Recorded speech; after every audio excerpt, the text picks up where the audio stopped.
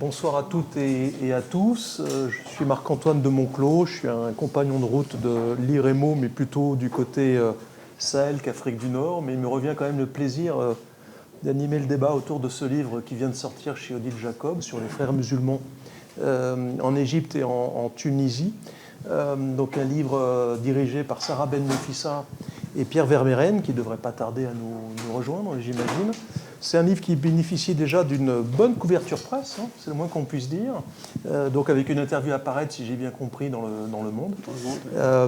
Et c'est un livre qui, moi, c'est ça qui m'a beaucoup frappé, c'est que dans l'analyse des frères musulmans en Égypte et en Tunisie, il y a un effort très méritoire de prendre en compte la littérature arabe sur le sujet, littérature qui n'est pas traduite en français. Donc là-dessus, il y a vraiment des aspects assez innovants. Alors je vais dire un mot très rapidement des deux auteurs, et puis ensuite je te laisserai présenter l'ouvrage, et puis peut-être Pierre, en espérant qu'il nous rejoigne, et puis j'aurai quelques questions avant d'ouvrir le débat avec la salle. Alors, Sarah Ben Nefissa est directrice de recherche émérite à l'Institut de recherche pour le développement. On est dans le même institut, donc ça fait quand même pas mal de temps qu'on se connaît. Elle est membre de l'UMR Développement et Société. Elle est sociologue du politique, spécialiste de l'Égypte et du monde arabe. Pierre Vermeyren, qui co-dirige l'ouvrage avec Sarah, lui est professeur d'histoire à l'université Panthéon-Sorbonne, où il dirige des doctorats sur les sociétés arabes et berbères contemporaines. Il est membre du laboratoire CIRIS, voilà. Et il a été en délégation CNRS à l'IRMC de Tunis en 2020-2021. Il est par ailleurs président de la Société française d'histoire d'outre-mer. Et il est aussi directeur du conseil scientifique de la Fondation pour la mémoire de la guerre d'Algérie et des combats du Maroc et de Tunisie. Et il est président du conseil scientifique du LAIC, le laboratoire d'analyse des idéologies contemporaines. Et il a récemment publié, entre autres, Déni français, notre histoire secrète des relations franco-arabes chez Albin Michel en 2019, Le Maroc en 100 questions, un royaume de paradoxes chez Talandier en 2020, et plus récemment, Une histoire de l'Algérie contemporaine au Nouveau Monde, édition, donc en 2022. Voilà. Je vais vous laisser d'abord présenter l'ouvrage, et puis j'aurai moi-même quelques questions donc à vous poser, et puis ensuite on ouvrira la parole à la salle. Sarah, bien tout honneur. Merci Marc-Antoine. Alors je rentre tout de suite dans le vif du sujet. D'abord, pourquoi on a fait ce bouquin avec Pierre? En fait, il est né d'une interrogation sur les causes de l'échec des frères musulmans au pouvoir, et qui a signalé également l'échec complet du printemps arabe avec le retour de l'autoritarisme, aussi bien en Égypte qu'en Tunisie. Avec Pierre, on a donc réuni une équipe de chercheurs égyptiens, tunisiens et français pour tenter de comprendre ce qui s'est passé. Alors, la période post-2011 est véritablement propice pour cette mise en lumière à cause de la multiplication des écrits et des témoignages des dissidents de cette organisation fermée sur elle-même et qui fait du kitman, c'est savoir garder le secret, qui fait du kitman une valeur inscrite chez ses membres. De même, ceux qui ont participé à cet ouvrage appartiennent à des milieux scientifiques différents, et ça c'est très important parce que l'immense littérature des frères musulmans et sur les frères musulmans se trouve principalement en Égypte et non pas en Tunisie. Il est vrai que l'Égypte est la maison mère des frères musulmans, mais il n'y a pas que cette seule cause. Il y a également le fait que l'Égypte, avant la Révolution, a connu pendant à peu près, sous le régime de Moubarak et même un petit peu avant, une forme de liberté de presse, d'écriture et de liberté académique. Alors que pour la Tunisie, c'est plutôt post-2011 qu'il y a une liberté d'expression, etc. Donc les frères musulmans ont gagné les élections au lendemain de soulèvements qu'ils n'ont pas organisés.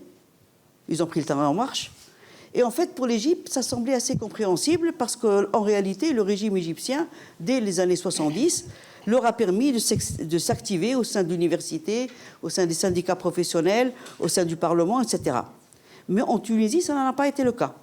Le régime de Ben Ali a été très répressif à leur égard, et pourtant, ils gagnent les élections de l'Assemblée constituante de fin 2011, et ce, en l'espace de quelques mois d'existence légale. Pourquoi ?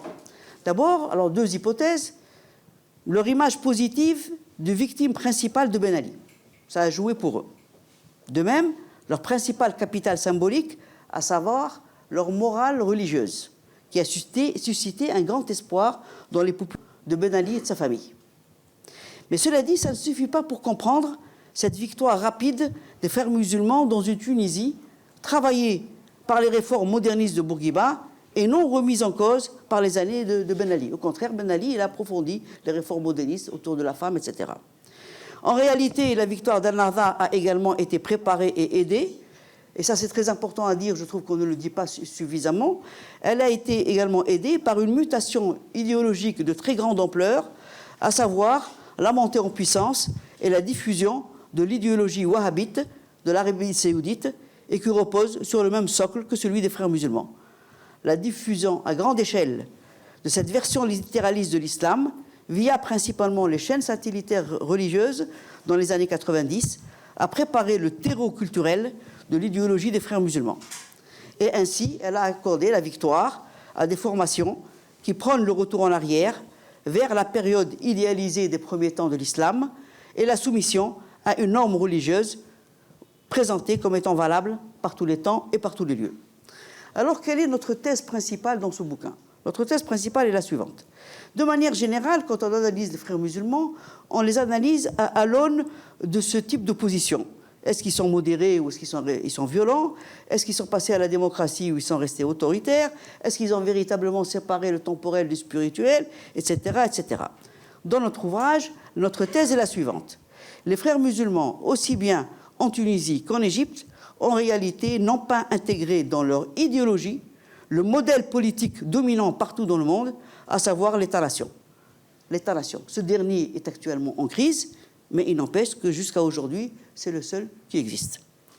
Et ce qui nous a mis sur cette piste-là, c'est une phrase qu'on a retrouvée dans les programmes des deux partis, aussi bien en Tunisie qu'en Égypte, une phrase qui est revenue, qui est la même, et qui dit « Le parti ou le mouvement vise la réforme religieuse de l'individu, de la famille, de la société, du gouvernement, et à partir de là, les institutions de l'État. » Cela signifie implicitement que l'État n'est pas perçu comme un levier ou un acteur du changement de la réforme, mais qu'en réalité, c'est la religion qui réforme. Alors, pour comprendre cette particularité idéologique des frères musulmans, il faut lire les écrits de leur principal doctrinaire et qui s'appelle Saïd Qutb. Ce dernier estime que les sociétés musulmanes actuelles sont retombées dans la jahiliya, ou l'ère de l'ignorance avant l'apparition de l'islam. Pourquoi? Parce qu'elles imitent les sociétés occidentales modernes. Et ces dernières sacralisent l'État au détriment de Dieu et ont remplacé Dieu par un État créateur de droit, alors que c'est la loi religieuse qui doit régir la société musulmane. Et ce qui renforce cette vision négative de l'État, c'est qu'il s'agit d'un État-nation qui divise la communauté. Or, le projet des frères musulmans vise l'unification de la Ummah. Donc les frères prennent d'abord et avant tout le lien religieux et non pas le lien national. La nation est qualifiée de poison amer ou de poignée de terre infecte par Saïd Qutb. Et Rachid Ranouchi, dans un de ses écrits, a dit qu'il redoutait que les islamistes eux-mêmes aient accepté et avalé l'appât empoisonné, amer et dégoûtant que représente la Qotriya, à savoir l'État-nation. Alors évidemment, parler de Saïd Qutb pour analyser l'idéologie des frères musulmans apparaît comme une très grave erreur d'analyse, voire même comme une hérésie. Selon la doxa académique, l'idéologie de Saïd Qutb doit être réservée pour analyser les groupes djihadistes qui sont passés à la violence, comme ceux notamment qui ont assassiné Sadat. Ce n'est pas le cas des frères musulmans égyptiens qui, ces dernières années, participent aux élections, ne pratiquent pas la violence, et même les camps de vacances qu'ils organisent en été pour compléter la socialisation militante de leur jeunesse, et dénommés pour eux des camps djihadistes, font référence en réalité au djihad intérieur individuel et dans lequel l'individu fait un effort sur lui-même, comme par exemple marcher au soleil pendant des heures sans boire de l'eau, etc., etc. Et bien, malgré ces éléments-là, nous maintenons l'idée que Saïd Qutb demeure fondamental, non seulement pour comprendre l'idéologie des frères musulmans, mais également les caractéristiques de leur organisation et qui, à notre avis, a conduit à leur échec patent à l'épreuve du pouvoir. Cette thèse a été posée de longue date par les spécialistes et les politologues égyptiens, dont beaucoup font partie de notre bouquin, ont participé à cet ouvrage. Mais surtout, elle a été confirmée par les ouvrages des dissidents des frères musulmans, dont le plus important est incontestablement celui de Haytham Abou Khalil, qui est réfugié actuellement en Turquie, dans un ouvrage paru en 2013 et qui s'intitule « Les frères réformistes ». Le bouquin, c'est le suivant. Vraiment, s'il y a la possibilité de le traduire en français, en anglais, ce serait une mesure de salubrité publique. Un très, très, très bon bouquin, très intelligent. Alors, ce bouquin, qu'est-ce qu'il nous dit ? Il confirme d'abord la caractéristique sectaire de l'organisation des frères musulmans.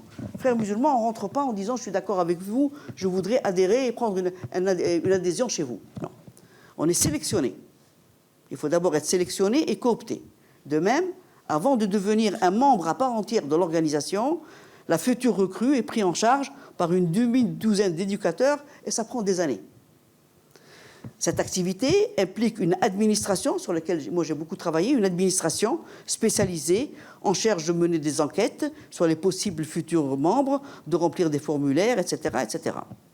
Ça commence au sein des mosquées, contrôlées par les frères, et ça se poursuit dans les écoles, les universités et tous les espaces et les organisations. Enfin, l'ouvrage de Haytham Abou Khalil confirme que la formation et la socialisation de ses membres est avant tout religieuse et morale, et la formation politique quasi inexistante. En Tunisie, en 2014, a été publié l'ouvrage d'un cadre d'Al-Nahda, intitulé « Les particularités organisationnelles et structurelles du mouvement islamique en Tunisie ». Je cite un paragraphe de cet ouvrage. Voilà ce qu'il dit. À travers la formation, c'est-à-dire à travers l'éducation, l'individu affilié à l'organisation reçoit les bases de l'éducation islamique. Et cette éducation permet de le purger des akhlaq jahiliya, c'est-à-dire de la morale anti-islamique qu'il a en lui, de rectifier le relâchement de ses mœurs, de le libérer des déviances religieuses qui le conduisent à associer une autre déité à Allah, et ce n'est qu'ensuite qu'il sera procédé à son remplissage, avec la morale supérieure de l'islam. On est donc vraiment bien loin d'une construction citoyenne, et surtout cette phrase confirme bien l'opinion des frères musulmans sur ce qu'on pourrait dénommer les musulmans ordinaires, c'est-à-dire qu'ils ne sont pas véritablement des vrais musulmans. Il faut passer par l'organisation pour devenir un musulman à part entière. Par ailleurs, note le même bouquin de Haytham Abou Khalil, il dit les critères de recrutement et d'avancement au sein de l'organisation sont la fidélité, l'obéissance, la capacité à exécuter et non pas à innover. Et ce type de socialisation militante, en réalité, ne fidélise que les adhérents les moins dotés sur le plan éducatif et culturel. Un autre grand connaisseur des frères musulmans égyptiens, qui s'appelle Hossam Tammem, avait noté comment l'organisation des frères musulmans égyptiens, au fur et à mesure de l'élargissement de son emprise sociale et géographique, a connu une baisse générale des niveaux socio-économiques et culturels de ses cadres. Il a même parlé de salafisation des frères musulmans égyptiens à cause de leur incapacité à innover et interpréter. Il n'est donc pas étonnant que les frères musulmans aient échoué à l'épreuve du pouvoir. Toutes leurs compétences étaient déjà écartées de leur propre organisation. Et parmi eux, évidemment, les frères réformistes dont parle Haytham Abou Khalil. Tous ont été écartés. C'est pas eux qui décident. Et cela a continué au moment où ils ont fondé le parti Liberté et Justice, alors que la sélection devait se faire sur la base de la compétence pour occuper les postes au sein de l'administration. C'est tout le contraire. Ont été sélectionnés les plus soumis et la plupart sont en réalité des prédicateurs et des imams de mosquées. Ce n'est donc pas simplement leur impréparation qui les a fait échouer leur court passage au pouvoir en Égypte, mais la nature même de leur organisation. Puissante, car sectaire, mais en même temps, elle rejette les intelligences, les compétences et les gens les plus critiques. Il n'est donc pas étonnant qu'en Égypte, comme en Tunisie, ils aient été incapables de renouveler les écrits de leur doctrinaire Hassan el-Banna et Sayyid Qutb. Sayyid Qutb, c'était les années 50, il a été produit par Nasser en 60, et depuis, quelle est la doctrine qui a innové la pensée des frères musulmans? Moi, je n'en vois pas, et j'aimerais bien qu'on me la désigne si elle existe. Alors, ces éléments explicitent l'originalité aussi de l'exercice du pouvoir des frères musulmans. Il ne s'agit pas de réformer à travers des politiques publiques mises en œuvre par des appareils d'État, mais il s'agit de placer l'État et la société sous le contrôle de leur organisation composée d'ouvriers musulmans. C'est ce qu'on dénomme le temkin, qui vise à pérenniser leur domination, qu'ils soient au pouvoir ou dans l'opposition, et qui se réalise à travers les nominations de leurs membres au sein de l'administration, au sein des associations, et via également le noyautage des partis politiques, y compris et surtout ceux qui leur sont hostiles. Alors maintenant, si on compare entre Tunisie et Égypte, évidemment, les causes de leur échec diffèrent, parce que les contextes sont différents. Pour l'Égypte, il s'agit principalement des résultats de leur mauvaise lecture du rapport de force entre eux et les autres acteurs de la scène politique. Mais cette mauvaise lecture est elle-même symptomatique des caractéristiques de leur direction fermée sur elle-même, qui n'a pas été capable d'analyser la situation politique autour d'eux. Pour la Tunisie, la cause profonde de leur échec tient au fait qu'ils n'ont pas véritablement compris la nature du soulèvement en Tunisie. Le soulèvement de 2011 n'est pas un soulèvement contre l'État tunisien, mais plutôt c'est un soulèvement qui demande à l'État de traiter la question sociale, de remédier au chômage des diplômés et de corriger les inégalités territoriales. Ils ont ainsi poursuivi, dans leur pratique, ils ont poursuivi et approfondi l'ultralibéralisme social de la période de Ben Ali, conjugué à une déliquescence des fonctions régaliennes de l'État sur le plan de la sécurité et de la justice, avec les conséquences que l'on connaît, montée de l'insécurité, de la violence, du fait notamment de leur laisser-faire au groupe djihadiste à un moment donné, mais en même temps, multiplication des mosquées, des écoles coraniques, afin de réislamiser et d'endoctriner la société via deux biais principaux, la femme et l'enfant. Il y avait donc à la base un grand malentendu entre eux et les électeurs. Ces derniers n'ont pas voté pour la Oumma islamique ou pour le califat. Ils ont voté pour des personnes qui ont une morale religieuse, qui vont respecter leurs paroles. Et puis le fait qu'ils avaient des liens avec des pays des Golfe riches, ça fait espérer à la population un afflux de capitaux sur la Tunisie. Et cette demande d'État dont je viens de parler est apparue rapidement. En fait, les analystes ne l'ont pas pigé. Dès les secondes élections post-2011 en Égypte, le clivage de l'opinion électorale apparaît. Les élections présidentielles de 2012 accordent la deuxième place aux représentants de l'ancien système et de l'armée, Ahmed Shafiq, en Égypte. Tunisie, 2014. C'est la victoire de Qaïd Essebsi, un amoureux du prestige de l'État.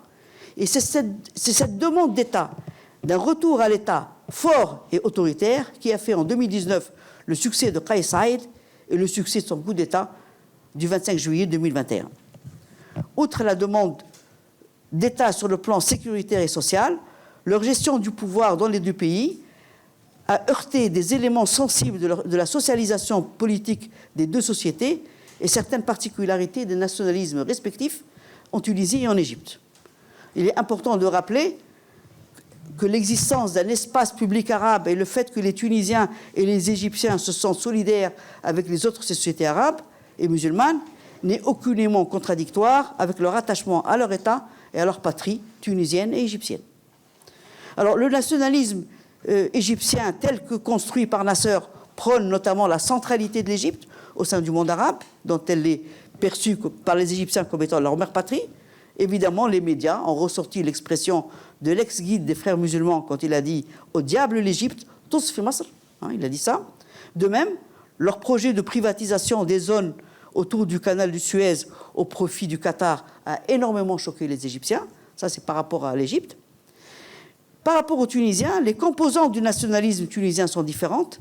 La tunisianité, écrit Michel Camo, est d'abord et avant tout un compromis entre l'appartenance arabe matinée d'islam et un projet moderniste dans le sillage des Lumières. Il est important de rappeler à ce niveau-là comment le code du statut personnel tunisien, qui a libéralisé le statut de la femme, a été promulgué en 1956, avant même la première constitution tunisienne post-indépendance de 1959. Alors, tout le monde se souvient de l'épisode du drapeau tunisien qu'un salafiste voulait arracher du toit de l'université, et de manière significative, c'est une femme qui a stoppé le salafiste. De même, En 2016, Daesh a voulu établir un émirat à Ben Garden, dans le sud tunisien, en s'attaquant aux postes de police et de la garde nationale. Et c'est la population même de ce village de Ben Garden qui a défendu la police et la garde nationale, car perçus par eux comme protecteurs de leur nation. Il n'est donc pas étonnant que leurs principaux ennemis dans les deux pays ont été les élites liées à l'appareil de l'État. En Égypte, ça a été les élites de la présidence, de la magistrature, de la police, de l'armée, mais également les journalistes, les artistes et les hommes de culture qui se sont opposés à eux. Pour la Tunisie, ça a été plutôt les intellectuels, les universitaires, les enseignants, les organisations de la société civile et évidemment les femmes et les hommes de culture, mais également la police et la garde nationale et l'armée, parce qu'ils ont payé le prix fort de la montée de l'insécurité dans cette dernière décennie. Et en réalité, en défendant leur propre statut et leurs propres intérêts, voire leurs privilèges, ces élites ont défendu et sauvegardé l'État dans les deux pays. Voilà ma conclusion, même si la conséquence de tout cela a été le retour de l'autoritarisme dans les deux pays. Voilà. J'espère que je n'ai pas été trop long. Non, c'est impeccable. Merci, Très bien. Sarah. Pierre, peut-être un mot? Oui, je voudrais dire d'abord un peu la genèse de ce travail collectif. Je rappelle qu'on est une dizaine à avoir travaillé sur ce document, même si l'éditeur nous imposait une codirection, ce qui est bien normal, parce que c'est compliqué pour les journalistes d'avoir trop de têtes. Mais c'est un travail vraiment collectif, à la fois avec des intellectuels égyptiens, tunisiens surtout, et deux Français que nous sommes à travailler sur ces questions et sur ces sociétés. Bon, ça fait 3 avec toi, je m'excuse. Toi, tu es dans les 2 cases. Alors, il faut se rappeler de l'ambiance de joie, d'espoir, d'espérance des printemps arabes. Il y a 10 ans, en 2011, il y a 12 ans. Il faut se rappeler que les mouvements dont on parle, que ce soit en Égypte ou en Tunisie, ont été légitimement et légalement élus par des minorités en Tunisie. À peu près 37% des électeurs ont voté pour le parti Ennahda. Et donc on a eu un gouvernement de coalition dans lesquels ils étaient dominants, même s'ils ne dirigeaient pas directement les affaires. Cette coalition tunisienne s'est peu ou prou maintenue au gouvernement, aux affaires publiques de l'État tunisien pendant 10 ans. Alors c'est vrai qu'il y a eu l'épisode Raïd Sebsi. Raïd Sebsi, quelques semaines après son élection, a intégré la composante Nahdaoui et finalement il a co-gouverné avec eux. Et puis ensuite ils sont revenus aux affaires, notamment quand Rannouchi est devenu président du Parlement. Donc d'une manière ou d'une autre, et généralement en coalition en Tunisie, Nahda a participé aux affaires publiques et à la direction de l'État pendant 10 ans. En Égypte, évidemment, les choses ont été à la fois plus fortes au début, puisque les différents groupes islamistes, notamment les frères musulmans, mais aussi les salafistes, ont obtenu pratiquement les 2/3 des voix lors des scrutins de 2011-2012. Mais l'expérience a été bien plus brève, puisque, alors, ils ont été élus, en plus, ils ont gagné avec Morsi la présidence de l'Égypte, donc ça, on pourrait dire qu'on a atteint un stade supérieur dans la direction de l'État en Égypte. Mais ça n'a pas duré très longtemps, puisque un coup d'État militaire a mis fin à cette expérience en juillet 2013. Donc, il faut dire les choses suivantes, qui sont très importantes, c'est qu'ils sont arrivés démocratiquement au pouvoir et ils ont été chassés, dans les 2 cas, par des coups d'État. Quand tu dis ça a conduit au coup d'État, notamment en Tunisie, moi, ce qui m'a frappé, et c'est une des causes qui m'a fait m'intéresser à ce phénomène, j'étais en Tunisie au cours de l'année 2020-2021, et donc il y avait une très grande liberté de parole dans le pays, il faut le dire. Les gens débattaient de tout, et surtout de politique, ce que je n'avais jamais connu précédemment dans le monde arabe. Mais surtout, ils étaient, les Tunisiens, extrêmement en colère contre cette gouvernance, en colère. C'était le moment où ils commençaient fréquemment, notamment les chauffeurs de taxi, qui sont toujours un bon indicateur, mais pas seulement, les épiciers et tout un tas de gens, qui parlaient assez librement et qui commençaient à regretter Dixit Ben Ali. Alors, quand on a connu la fin de la présidence Ben Ali et la joie du début de la révolution tunisienne, c'était un petit peu à s'arracher les cheveux. Et j'avais déjà observé de loin ce phénomène en Égypte, en 2013, quand les militaires ont fait le coup d'État que l'on connaît bien et qu'ils ont conduit avec la violence que l'on connaît bien. Il faut dire que les Égyptiens ont très largement soutenu le coup d'État, c'est-à-dire que des millions de personnes étaient dans la rue. Alors en Tunisie, le 25 juillet 2021, il y avait quelques dizaines de milliers de personnes dans la rue, notamment des femmes. En Égypte, c'était des millions de personnes qui ont soutenu l'armée. Alors le paradoxe, si vous voulez, ou plus exactement l'interrogation fondatrice de ce livre, c'est comment est-ce qu'on peut, après presque un siècle d'attente, après beaucoup d'espérance, après avoir construit un projet sur lequel on a déjà très longuement disserté, enfin je ne parle pas de moi, mais je parle de tous les collègues qui ont travaillé sur le projet des Frères musulmans, comment est-ce qu'on peut avoir suscité une telle attente et gagner démocratiquement les élections, ce qui n'était jamais arrivé, et pour cause dans la région, et atteindre un tel degré d'hostilité dans la population. Je rappelle qu'en Tunisie, il n'a pas fallu attendre le 25 juillet 2021 pour que la population soit insatisfaite, puisqu'il y a eu 3 rounds, si je puis dire, électoraux.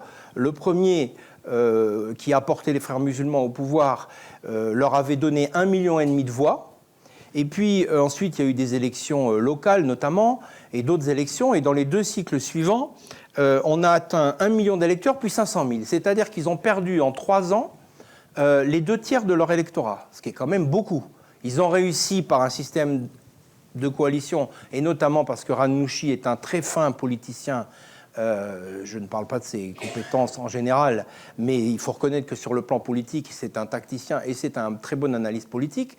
Il a réussi à maintenir sa coalition au pouvoir d'une manière ou d'une autre et à terminer les années 2019-2021 en étant président du Parlement, ce qui pour lui était l'institution centrale de la République, ce qu'il appelle la Shura, mais le gouvernement parlementaire, si je puis dire, d'une République par ailleurs présidentielle. Mais le président, selon la Constitution de 2014, n'avait pas un pouvoir énorme, et au fond, le siège du pouvoir était quand même très fortement au Parlement. Alors pourquoi ces gens très attendus, qui ont beaucoup souffert dans l'opposition, qui ont été élus, ont été si rapidement chassés du pouvoir par une coalition entre l'appareil d'État, qui était en place et qui n'a pas disparu, et surtout un très fort soutien populaire. Donc c'est de là que vient notre interrogation. Alors Sarah a déjà donné un certain nombre d'éléments de réponse, notamment sur cette question de l'inadéquation entre les attentes des printemps arabes, qui étaient des attentes, rappelez-vous les slogans, des attentes démocratiques, des attentes économiques, des attentes sociales, des attentes, des demandes de lutte contre la corruption, contre le dévoiement des moyens de l'État, voire parfois le pillage économique, et aussi des résultats économiques qui étaient insatisfaisants, parce que la Tunisie de Ben Ali avait beau, d'ailleurs on sait que les chiffres ont été plus ou moins trafiqués par l'État Ben Ali, on sait que les chiffres avaient beau être encensés sur la croissance, le développement, l'inflation et tous les agrégats économiques, on sait que les Tunisiens se sont révoltés 3 ans après, enfin les printemps arabes ont eu lieu 3 ans après la grande crise de 2008, la grande crise financière internationale, parce que la situation économique était devenue extrêmement pénible et le taux de chômage très élevé, et notamment dans la jeunesse. Alors pourquoi est-ce qu'on s'est focalisé sur la Tunisie et l'Égypte, alors que les Frères musulmans ont gagné par exemple les élections en Libye? Les Frères musulmans, d'une certaine manière, à travers Erdogan, dirigent aussi la Turquie. Les Frères musulmans sont arrivés aussi en gouvernement de coalition au Maroc. Ils ont été des acteurs majeurs de la révolution syrienne. Bon, alors pourquoi est-ce qu'on s'est focalisé sur ces 2 États? D'abord parce que c'est ceux qu'on connaît le mieux, mais ce n'est pas la vraie cause. En Libye, parce que les choses ont mal tourné. Il est vrai qu'il y a eu 2 scrutins, qu'ils ont perdu une grande partie de leurs électeurs, mais tout de suite, il y a eu un coup d'État, 2 gouvernements, et on est rentré dans une situation de guerre civile. Donc ça, on a écarté la guerre civile. Au Maroc, je pense qu'il est honnête de dire que les Frères musulmans n'ont eu qu'une parcelle du pouvoir, puisque le Mazen de Rabat avait gardé les pouvoirs de la souveraineté, qu'elle soit économique, militaire, policière, ministère de l'Intérieur, etc. Donc on ne peut pas les juger sur pièce. tout à fait. En Syrie, il n'y a pas eu d'élection et il y a eu une très grande violence, donc c'est autre chose. Donc, on a choisi finalement les 2 pays dans lesquels ils ont été élus. Ils sont arrivés au pouvoir et ils ont gouverné directement ou en coalition les affaires de l'État. Et donc, ils ont eu la liberté. Alors évidemment, en Égypte, ça a été très court. Ils ont rendu la population égyptienne, ils l'ont rendue hostile très, très rapidement, notamment pour les raisons que tu as dites, sur des choses très symboliques, parce que quand tu dis effectivement qu'ils ne comprennent pas la logique nationale, c'est peu de le dire, parce que le fait de laisser entendre au peuple égyptien et de le dire et de le faire savoir que l'on va, pour avoir de l'argent, laisser une concession au Qatar sur le canal de Suez, il fallait vraiment ne pas connaître l'histoire de l'Égypte ou alors être passé complètement à côté du nasserisme et de son acquis et de sa nationalisation du canal de Suez. Il fallait penser que tout ça n'était pas sérieux et qu'au fond, 50 ans après, on pouvait faire fi de l'histoire et du nationalisme et de la nation égyptienne. Donc ça a précipité évidemment leur chute. Mais en Tunisie, au total, on n'a pas eu ce genre d'erreur extrême. L'erreur, ça a été au départ de vouloir renégocier la Constitution et de revenir finalement à une orthodoxie islamique plus ou moins avérée sur la question des femmes notamment, sur la question du droit de la famille. Bon, finalement, Ranouchi, voyant le coup d'État égyptien de juillet 2013, s'est ravisé et s'est rallié finalement au bourguibisme constitutionnel en maintenant la loi d'égalité des femmes et en acceptant finalement les principes fondamentaux, et notamment les libertés individuelles de la Constitution tunisienne. Donc, finalement, il a fait des compromis. Ça ne l'a pas empêché de perdre les élections, puisque Sepsi a été élu, mais il est resté aux affaires de l'État et il est revenu plus tard, en 2019. Il faut rappeler d'ailleurs qu'il a soutenu l'élection de Kais Saïd et il s'est entendu avec lui, puisqu'il a été un des principaux personnages de l'État, ou le deuxième personnage de l'État, entre 2019 et 2021. Donc ils ont gouverné, ils ont eu les manettes de l'État. Et qu'en ont-ils fait ? Manifestement, un usage qui n'a pas satisfait les Tunisiens. Les critères économiques sont impitoyables.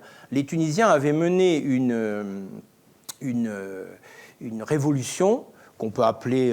alors, est-ce que c'est une révolte, une révolution ? Bon, c'est peut-être pas une révolution parce qu'il n'y avait pas de programme et que la révolution a été récupérée par d'autres et notamment par Nahda. Mais peu importe. Les Tunisiens se sont soulevés face à l'injustice et face à la pauvreté. Et donc, ils ont demandé, finalement, et c'est ce qu'on dit dans notre conclusion, c'était une demande, en fait, pour plus d'État. Un État plus efficace, plus juste, qui mène une politique économique plus équitable, qui essaye d'éviter la corruption, la concussion et un certain nombre, le népotisme, voire des pratiques de type mafieux, qui étaient courantes à l'époque. Plus d'État, avec un État qui prenne en compte la question de l'injustice, la question de la dignité, hein, c'était un slogan des États. Alors, pourquoi n'ont-ils pas répondu à ça ? Ils n'ont pas répondu parce qu'il y avait une demande de plus d'État et eux n'avaient pas du tout cette vision. Eux considéraient que l'État, au fond, c'est quelque chose qu'il faut subir, c'est quelque chose, malheureusement, avec lequel il faut faire, d'autant plus qu'ils ont pris le pouvoir dans peut-être les 2 pays arabes qui ont la tradition étatique la plus ancienne, Maroc mis à part, est la plus solide. Hein, le nationalisme égyptien et le nationalisme tunisien, qui se sont incarnés à 2 moments de l'histoire dans les personnalités de Nasser et de Bourguiba, ont été quand même des modèles, si je puis dire, ou en tout cas ont structuré la vie politique dans ces 2 sociétés et ont laissé un héritage, sachant que la Tunisie préexistait et que l'Égypte a pour référence l'Antiquité. Donc on est encore sur un niveau... Mais enfin, au fond, en Tunisie aussi, il y a cette référence à l'Antiquité et à l'ancienneté de la nation tunisienne, même si elle a varié au cours des siècles. Alors, qu'ont-ils fait ? Ils avaient un programme de réislamisation de la société, ils avaient un programme idéologique, ils avaient un programme religieux, ils avaient un programme moral, mais en réalité... ce qu'ils ont mis en pratique, c'est ce que tu as dit, c'est le tamkin, c'est-à-dire une forme d'appropriation de l'État. Ils ont recruté tous leurs militants et tous leurs cadres comme fonctionnaires. Ils les ont fait entrer dans la fonction publique. C'est-à-dire qu'ils ont augmenté la fonction publique d'un tiers. Il y avait 450 000 fonctionnaires. Quand ils sont partis, il y en avait 600 000. Ils ont reconstruit les carrières de ces fonctionnaires. C'est-à-dire que des gens qui sont rentrés à 58 ans parce qu'ils avaient été des opposants ou des militants toute leur vie, écartés de la fonction publique tunisienne, on leur a reconstitué une carrière de fonctionnaire, alors donc avec une ancienneté de 30 ans, si vous voulez. Donc ça a coûté très cher tout ça à l'État tunisien. Ça a achevé de le mettre en faillite. C'est-à-dire qu'ils ont été élus à la tête d'un État en faillite, on pourrait dire, mais ils ont aggravé la faillite. C'est-à-dire qu'ils ont été jusqu'au bout, c'est-à-dire jusqu'à ce que les prêteurs internationaux leur disent « c'est fini, vous ne pouvez plus emprunter ». Vous êtes obligé de vous entendre avec le FMI parce qu'il n'y a plus de refinancement possible, il n'y a plus d'investissement non plus, et leurs pratiques néolibérales ou je ne sais pas comment les appeler, dans le domaine de l'économie, n'ont pas du tout arrangé les choses. Ils se sont arrogés donc des fiefs. Ils ont recruté des fonctionnaires qui n'avaient aucune compétence préalable parce qu'ils ont été recrutés d'office sans concours. Ces nouveaux fonctionnaires, généralement, restaient chez eux. Par exemple, ceux qui étaient dans l'éducation nationale, ils n'avaient pas envie de faire classe. Et beaucoup, je prends le cas par exemple du ministère de la Culture, il y avait une réserve budgétaire pour investir dans les projets archéologiques, dans l'entretien des musées, des sites archéologiques dont les Tunisiens sont très fiers, il y en a des milliers. Ils ont pris cette cagnotte pour embaucher des fonctionnaires ou prétendus tels, restant chez eux, ils ont asséché ce ministère et du coup, les musées sont tombés en panne les uns après les autres, il n'y avait plus de crédit, ils ont fermé, les fouilles ont été totalement arrêtées, le patrimoine tombe en ruine. Alors ça, c'est pour prendre l'exemple du ministère de la Culture. Si on prend l'exemple du ministère de l'Éducation nationale, c'est bien plus grave. Enfin, c'est plus grave. Si on pense que les enfants sont plus importants que les ruines, ce qui est malgré tout mon cas, bien qu'historien, eh bien, les enfants, si vous voulez, il n'y a eu aucune politique scolaire, il n'y a eu aucune réforme, il n'y a eu aucune attention particulière pour ce ministère qui faisait la fierté du bourguébisme et de la Tunisie. Rappelez-vous tous les slogans très importants du régime tunisien, qui n'étaient pas des slogans d'ailleurs, sur la scolarisation de tous et de toutes les petites filles, etc. Et avec cette politique folle de recrutement et d'inattention à ce ministère, ils ont réussi à déscolariser 100 000 enfants par an. 100 000 enfants par an, ça fait 1 million au bout de 10 ans. Et donc, ils ont renvoyé des petits-enfants, de fait, garder les moutons dans les champs. Moi, j'ai parcouru la Tunisie en 2021. Je me croyais dans le Maroc de Hassan II, puisque je voyais partout des petits garçons et des petites filles de 10 ans garder des troupeaux de moutons. Ce qui n'existe plus beaucoup au Maroc, entre parenthèses, aujourd'hui. Alors, je me disais, est-ce qu'on est en Tunisie ou est-ce qu'on est revenu dans un pays du début du XXe siècle ? Donc là, il y a eu manifestement... Alors, ça correspond à une idéologie. Ça correspond à une idéologie où l'objectif est premièrement de ne pas prendre au sérieux l'histoire nationale, ne pas prendre au sérieux l'État, et finalement, on le désagrège, cet État, parce qu'il est considéré comme un héritage colonial, chrétien, impérialiste, politique, anti-religieux, je ne sais pas comment le qualifier, mais cet État, il n'a jamais été pris au sérieux, il a été ruiné, il a été mis en faillite, ses politiques publiques ont été, dans certains cas, démantelées, et sur le plan économique, c'est la même chose. On n'a pas poursuivi non plus les riches familles qui se sont enrichies d'une manière licite ou illicite à l'époque de Ben Ali. Au contraire, il y a même eu une entente, et les frères musulmans se sont même, au pouvoir, je parle de la direction, c'est même débrouillés pour avoir des accords, notamment avec les Turcs, des accords des monopoles, et finalement, on a eu des transferts de richesses et d'enrichissement tout à fait étonnants. Bon, cela dit, en Égypte aussi, on a eu ce phénomène pour des gens qui étaient censés lutter contre la corruption, non seulement ils n'ont envoyé personne en prison, mais en revanche, ils ont détourné à leur profit des capitaux, d'une manière ou d'une autre, sous forme de rente ou autre. On avait connu ça après la guerre civile algérienne, mais là, c'était l'État algérien qui avait organisé ça. Là, ce sont eux-mêmes, une fois au pouvoir, qui a eu ces détournements et ces pratiques, qui ont outré la population tunisienne, dans un contexte d'appauvrissement. Il faut se rendre compte quand même que du fait de leur politique économique, la monnaie tunisienne a fortement dévalué et que le pouvoir d'achat d'un fonctionnaire tunisien, en 10 ans, était divisé par 2. Alors, les Tunisiens s'étaient soulevés au moment des printemps arabes parce qu'ils étaient pauvres et leur pouvoir d'achat, du fait de l'inflation et de la dépréciation de la monnaie, a été divisé par 2. le chômage a augmenté, enfin, etc., etc.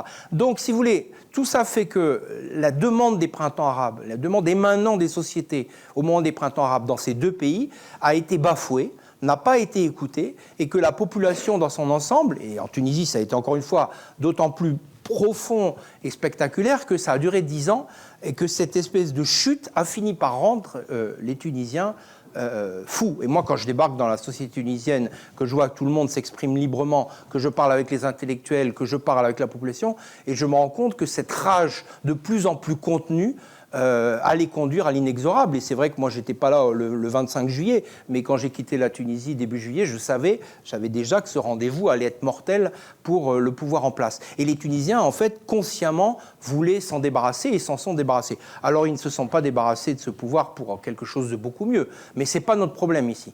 Notre problème, c'est de savoir pourquoi cette attente si longtemps suscitée a été si décevante.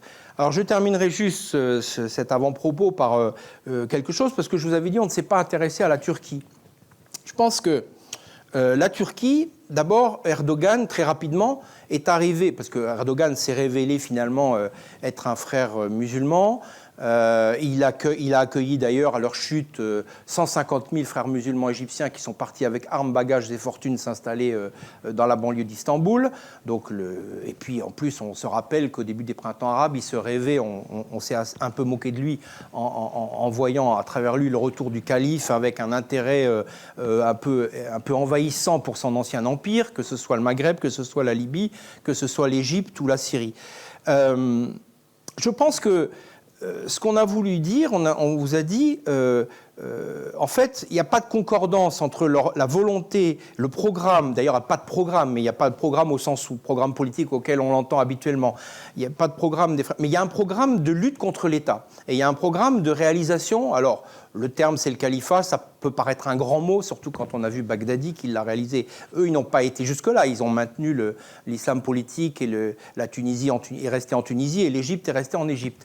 Mais cette idéologie du califat passe par l'affaiblissement de l'État et ça a rendu manifestement les frères musulmans incompatibles avec les sociétés égyptiennes et tunisiennes. Pourquoi pas en Turquie? Parce que je pense qu'en Turquie, on est sur un autre héritage politique. On est sur l'héritage impérial, justement. On est sur l'héritage du califat historique. Et donc, il peut y avoir dans la... Et Erdogan est resté au pouvoir, et personne, même si il est contesté, mais enfin, il se maintient, et plutôt bien d'ailleurs, apparemment, mais parce qu'il y a une concordance entre le nationalisme turc, le programme des frères musulmans turcs et le programme califal. Parce qu'au fond, si l'Empire ottoman se reconstituait, on pourrait dire qu'il y aurait une convergence politique des objectifs. Et ça, je pense que cette mentalité néo-impériale, elle correspond à un certain idéal d'abattement des frontières. On le voit en Arménie, on le voit en Libye, où il y a un corps expéditionnaire turc qui est toujours là d'ailleurs. On l'a vu en Syrie, où ils ont agi. D'ailleurs, ils ont transféré des djihadistes de Syrie en Libye comme si c'était leur empire, pour le coup. Et donc, c'est ce qui explique qu'on ne s'est pas intéressé à la Turquie, parce que je pense que c'est un cas particulier où il y a une forme de correspondance idéologique. Mais dans les deux États arabes auxquels on s'est intéressé, clairement, il y a une fracture, il y a eu une dissociation des objectifs qui étaient ceux de la population, des électeurs, des manifestants, des sociétés, de leurs fonctionnaires, des classes dirigeantes, des élites, et puis cette politique des frères qui finalement n'a pas été comprise et a suscité énormément de colère. Je crois qu'il faut parler beaucoup plus de colère que d'indignation, parce que regardez, en Égypte, il y a eu des massacres et on n'a pas entendu la population se soulever contre ces quelques milliers de personnes qui ont été tuées. Au contraire, il y a eu une célébration autour de l'armée. Alors que par ailleurs, l'armée se comporte de la manière dont on sait, ça encore, c'est une autre affaire, mais notre propos n'était pas là. Notre propos était de comprendre comment on a une telle inadéquation entre un programme tant attendu et des résultats si piteux. Merci beaucoup. Bon, écoutez, avant de passer la parole à la salle, j'aurais voulu avoir... j'aimerais bien d'abord que vous reveniez un peu quand même sur la comparaison avec la Tunisie. Alors qu'on part de l'Égypte, c'est la référence absolue, c'est là que le mouvement des frères musulmans apparaît dans les années 20, mais on aurait pu imaginer aussi une comparaison avec le Soudan, avec le National Islamic Front de Hassan el-Tourabi que j'avais interviewé en son temps, puisqu'il profite du coup d'État militaire de Bachir en 89 pour s'emparer du pouvoir, pour tenter d'islamiser le Soudan. Et ça va provoquer aussi une énorme déception, un échec politique absolument manifeste. Et au bout de 10 ans, Hassan el-Torabi est écarté, il est même mis en prison et son groupe est dissous. Donc on aurait pu imaginer, puis ça faisait sens historiquement, parce qu'il y avait le condominium anglo-égyptien, qui est aussi une comparaison vers le Soudan. Alors pourquoi la Tunisie en particulier? Est-ce que vous avez voulu privilégier une sorte de, je sais pas, de comparaison par les divergences, par les extrêmes, parce que vous le dites très bien dans le livre, hein, les conditions d'émergence, de développement et de perte du pouvoir en Égypte par les frères musulmans ou en Tunisie sont quand même très très différentes, puisque Bourguiba puis Ben Ali étaient très hostiles aux islamistes, alors qu'au contraire Sadat avait essayé de les récupérer pour se débarrasser de ses opposants communistes et nassériens. Donc les conditions d'émergence ne sont pas les mêmes. La gestion du pouvoir n'est pas la même non plus, elle est quand même beaucoup plus brève, on va dire, en Égypte par rapport au cas de la Tunisie, où, sous diverses formes, finalement, les frères musulmans gardent quand même la direction de l'État pendant quasiment 10 ans. Donc, est-ce que c'était l'idée de privilégier une comparaison justement par les divergences, par les extrêmes, ou parce qu'en même temps, vous dites qu'il y a des convergences, indéniablement. Donc, voilà, pourquoi la Tunisie en particulier? L'Égypte, je trouve que ça s'impose. Voilà. Comment éviter, quand on parle des frères musulmans, on ne peut pas contourner l'Égypte, il faut partir de là.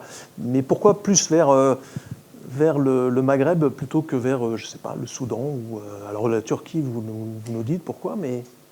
Après, il ne faut pas non plus penser que les thèmes de recherche et les travaux que nous menons sont toujours conditionnés par des choix de ce type-là, en disant on va faire ceci. Non. Après, on travaille sur des choses sur lesquelles nous pouvons travailler, tout simplement. Moi, je suis tunisienne d'origine, mais je me suis spécialisée sur l'Égypte. Hein. Et puis après, j'ai vécu la révolution égyptienne en Égypte, mais la tunisienne également, je l'ai vécue. Puis j'ai vécu les deux expériences des islamistes dans les deux pays, et leur échec dans les deux pays. Le 3 juillet, j'étais en Égypte, et le 25 juillet 2021, j'étais en Tunisie. Donc moi, il me semblait évident. Ça me semblait, quand Pierre il est venu m'en parler, j'ai connu Pierre en 2020, c'est ça, 2020, il m'a dit que ce serait pas mal. Je me suis dit, voilà, une excellente idée, et surtout que moi je venais de prendre ma retraite émérita, mais je m'étais installé en Tunisie, et j'avais commencé à connaître tout le milieu des politologues égyptiens, tunisiens, donc on avait commencé à travailler ensemble, etc. Mais je me dis, pourquoi ne pas travailler sur, ne pas faire une comparaison, surtout qu'on a affaire aux deux pays qui ont inauguré le printemps arabe. Les deux. Ça a commencé en Tunisie, c'est parti en Égypte. Et le résultat a été le même une dizaine d'années après. Échec dans les deux pays. Donc voilà, moi, je n'ai pas de légitimation comme ça raisonnée sur cette histoire-là. Mais par rapport à Hassan Tourab, moi, c'est intéressant que tu en parles, parce que dans la conclusion du bouquin, on fait référence à une... Parce que Ranouchi est parti, il a été très admiratif de l'expérience des Soudanais, des frères musulmans soudanais, et de Hassan Tourab, et c'était un pote à lui, etc. Et ce Hassan Tourab a envoyé une lettre, que nous avons trouvée, et qui est sur Internet, très bien, une lettre à Ranouchi en 2011, en lui disant, bon voilà, c'est bien, etc., mais faites attention à l'État bourguibien. Il va vous poser beaucoup de problèmes. Si vous voulez construire votre État islamique désiré, commencez par détruire l'ensemble de l'État bourguibien. Il lui a dit ça comme ça, mot à mot. Évidemment, quand on voit ce qui s'est passé au Soudan, suite à son expérience, voilà. Non, d'un mot. Non, le pays avec lequel qu'on a failli intégrer. Bon, comme je vous dis, la Turquie, il y a une dimension impériale, et puis en plus, rappelez-vous la chronologie, le pouvoir d'Erdogan, son ancrage idéologique s'est révélé par étapes. Il n'a pas été élu sur un programme, me semble-t-il, frères musulmans. Au départ, il est au pouvoir depuis plus de 20 ans, depuis presque 25 ans, pas tout à fait. Donc, le pays avec lequel on a hésité, c'est la Libye. Parce que la Libye, il y a eu aussi des élections, ils ont gagné les élections, ils ont été dans un gouvernement de coalition. Bon, le problème, c'est qu'il n'y a pas d'État en Libye. Il y a... disons que Kadhafi avait empêché la structuration d'un État. Et résultat, la décomposition régionale ou tribale, ou peu importe comment on la qualifie, ou partisane. À un moment, on a eu 3 gouvernements. Maintenant, il y en a 2, si j'ai bien compris. Les aspects militaires, etc., font que, si vous voulez, la question le rapport à l'État était plus difficile à poser. Maintenant, le Soudan, vous avez raison, c'est peut-être un exemple très pertinent, mais voilà, on avait une unité de temps avec les printemps arabes. On n'est pas spécialiste du Soudan, parce que voilà, moi je ne peux pas m'improviser non plus spécialiste du Soudan. On a travaillé sur des pays qu'on connaissait et pour lesquels il y avait... En tout cas, je pense que pour le monde arabe en général, l'expérience démocratique des printemps arabes est unique. Peut-être qu'au Soudan, il y a eu une élection tout à fait démocratique il y a longtemps, etc. Ça n'avait pas marqué les foules. Et ce qui est considéré comme nouveau et comme neuf par rapport aux frères musulmans dans le monde arabe, c'est l'expérience de 2011. Je ne pense pas que l'expérience Tourabi est connue, intéressante, etc. Mais bon, je ne veux pas être blessant avec les Soudanais, mais vu de la Méditerranée, ça paraît un peu loin. Mais bon, j'avoue que c'est assez subjectif. L'échec politique est là aussi. Oui, il est là aussi. Politique et militaire, Tout on à fait. aboutit à des alliances contre nature avec l'Iran chiite, on perd la moitié du territoire au sud. Oui, c'est catastrophique. On soutient une guérilla fondamentaliste chrétienne qui est la Lord Resistance Army, enfin c'était vraiment du grand n'importe quoi. Hein. Il y a des choses intéressantes. Je ne doute pas. Alors, j'avais une autre question, si vous permettez, qui moi m'intrigue énormément, c'est pourquoi est-ce que les frères musulmans en Égypte n'ont pas basculé dans la lutte armée ? Ils sont violemment réprimés et on sait que les mouvements djihadistes, il y a toujours un moment aussi, une martyrologie autour de la répression militaire. Il y a cette répression militaire et ils n'ont pas opté pour basculer dans...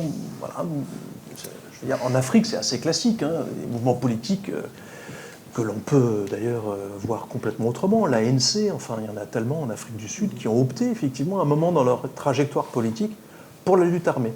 Ce n'est pas le cas en Égypte. Pourquoi ? J'avoue que ça m'intrigue énormément en tant que politiste. Il y a deux causes, deux hypothèses. D'abord, on a affaire à un État tenu par une armée redoutable. On ne rigole pas en Égypte, hein, avec l'armée, hein, avec une police politique, etc. Et une armée avec laquelle les Égyptiens entretiennent une relation particulière. Hein, c'est pas comme la Tunisie. Ça, c'est la première chose. Et d'autre part, il est important de dire qu'après le coup d'État, une partie de la jeunesse des frères est passée à la violence. Passée à la violence. Mais c'est pas... Tu comprends ? Il y a eu plein d'attentats contre des magistrats, etc., etc. Ils sont passés à la violence. Hein, ils se sont fait attraper. Ça n'a pas... Voilà. Mais ils n'ont pas structuré un mouvement Non, non, pas été... Au Sinaï, c'est quand même un peu ce qui se passe, malgré tout. Sinaï, bon, les liens avec les frères musulmans ne sont pas... tout à fait. Voilà, ne sont pas Il y a eu l'expérience des Gama'at aussi dans les années 90 surtout. Gama'at Ismaïlia qui ont fait des attentats. Moi, je pense qu'il y a un arbitrage entre le passage à la violence... Les frères musulmans comme étant compromis dans un système parlementaire. Ils sont arrivés à leur fin par les urnes. Je veux dire, les expériences qu'il y a eu, sans parler de la Syrie, mais l'expérience qu'il y a eu en Algérie, quand on se heurte à un État militaire extrêmement puissant, le prix à payer est quand même gigantesque. Je pense personnellement, je pense qu'il y a cette circonstance-là. Finalement, ils sont arrivés à leur fin, en arrivant au bout du bout à être élus. Ils ont quand même convaincu les Égyptiens. Le travail social qu'ils ont engagé dans la société les a portés non seulement à la tête des syndicats, mais à la tête de l'État. Ils ont gagné la présidentielle. Donc, c'était une question de patience. Ils savaient que ça allait un jour basculer. Ils ont été très surpris par les circonstances de 2011 et ils ne les avaient certainement pas anticipées. Mais à long terme, ils ont gagné leur pari. Ils ont été élus, ils ont dirigé l'Égypte. Bon, cela dit, l'armée n'a jamais été un acteur qui a été marginalisé non plus. Bon, ça c'est autre chose.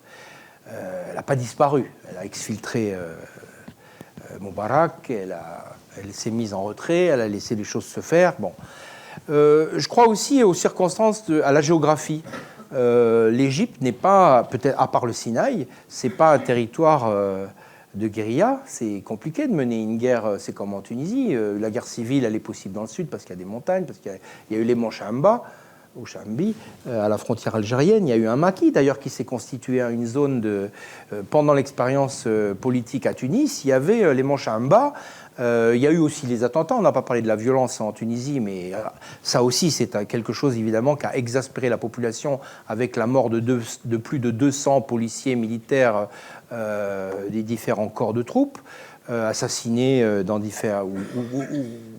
ou tués de diverses manières. Il y a eu les grands attentats du musée du Bardo, de la plage de Sousse. Bon, il y a eu des rafalages sur la plage, etc. Donc il y a quand même eu un prix militaire qui a été payé. Il y a eu les 2 assassinats politiques très ciblés qui n'ont pas été jugés, mais qui ont eu lieu sous le gouvernement, sous ces gouvernements de coalition.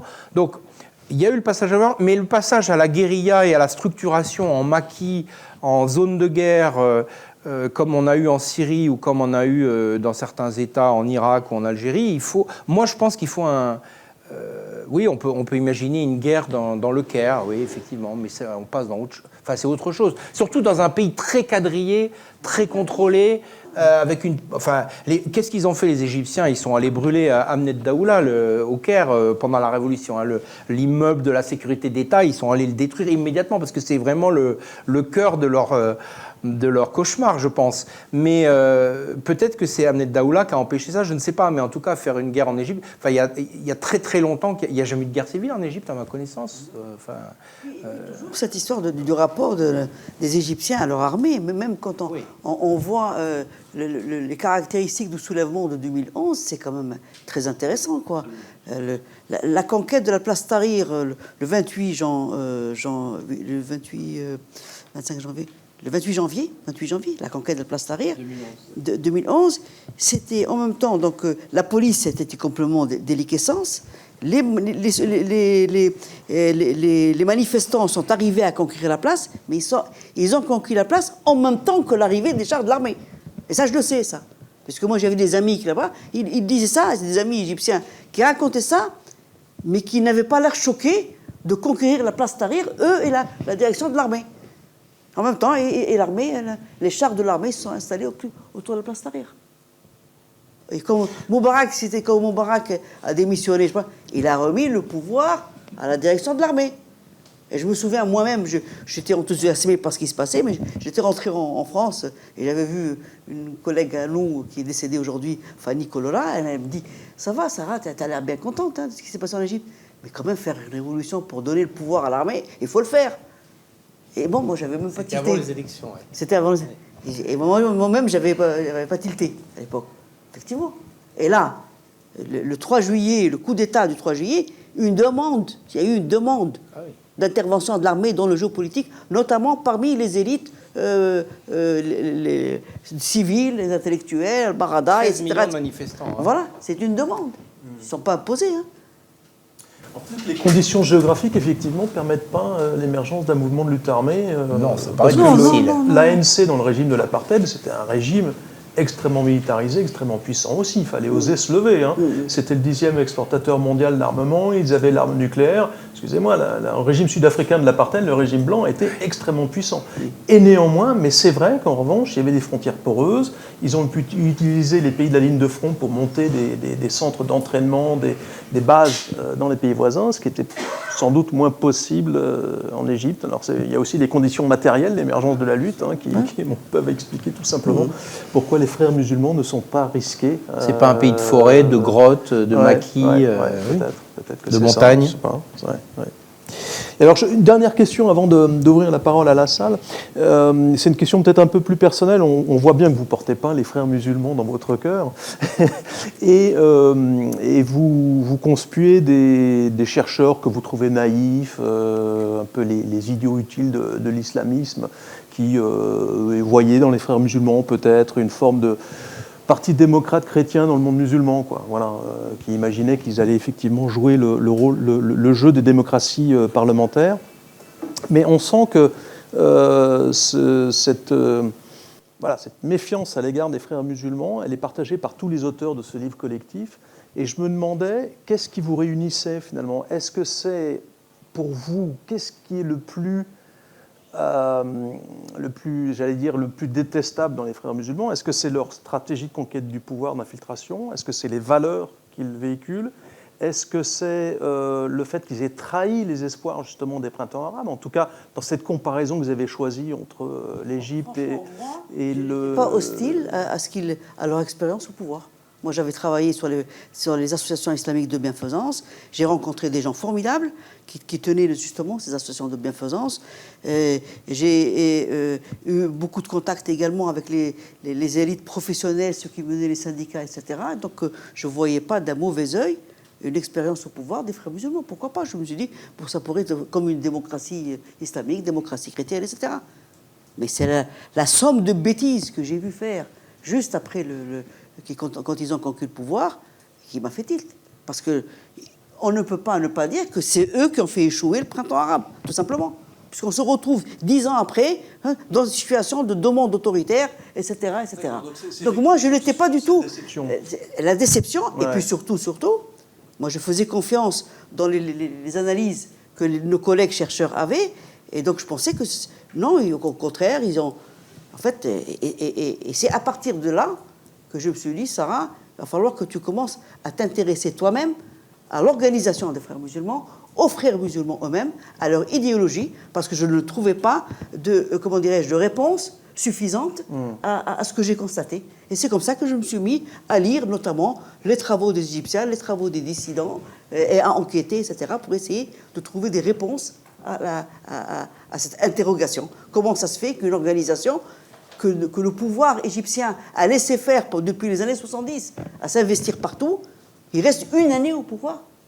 La somme de bêtises qu'ils ont commis, c'est quand même le pauvre Morsi. C'est pas lui qui a décidé, c'est Khaled al-Shatar, c'est pas lui le pauvre. C'est eux qui ont nommé le Sisi, qui lui s'est retourné contre eux.